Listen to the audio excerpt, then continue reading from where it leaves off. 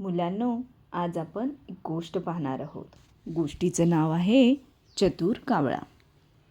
चला तर मग गोष्टीला सुरुवात करूया. एका झाडावर एक कावळा बसला होता. त्याच्या चोचीत भाकरीचा एक तुकडा होता.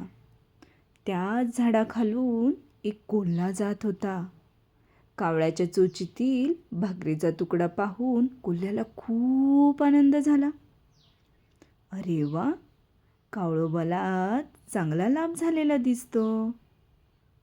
त्याच्या चोचीत भाकरीचा तुकडा आहे. तो आपण मिळवायला हवा. पण मिळवायचा कसा?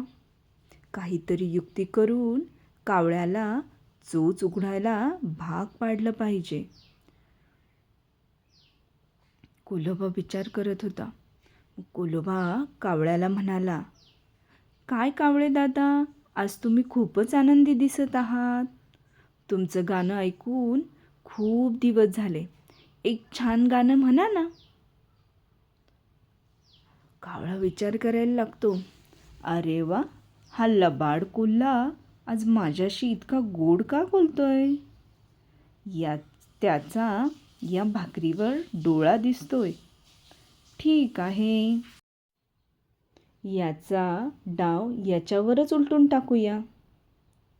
कावळा भाकरीचा तुकडा पायात धरून गाणं म्हणू लागला.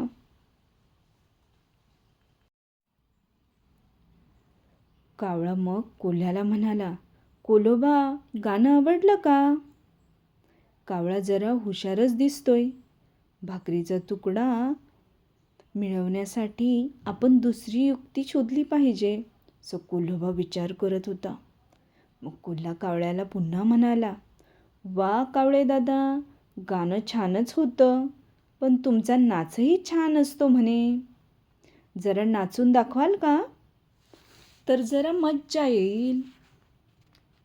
कावळा विचार करायला लागतो. अरे लबाडा, समजलं मला.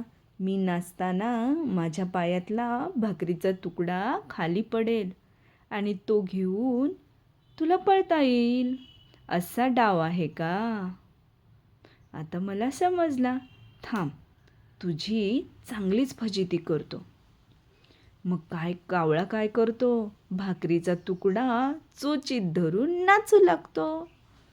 हा कावळा खूपच चतुर दिसतो. एवढं करूनही भाकरीचा तुकडा मिळाला नाही. फुक्कट वेळ वाया गेला.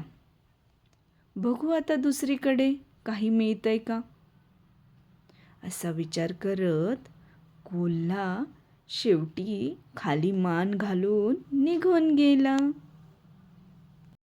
ही गोष्ट तुम्हाला कशी वाटली हे कमेंट करून सांगा व आपल्या चॅनलला सबस्क्राईब करा.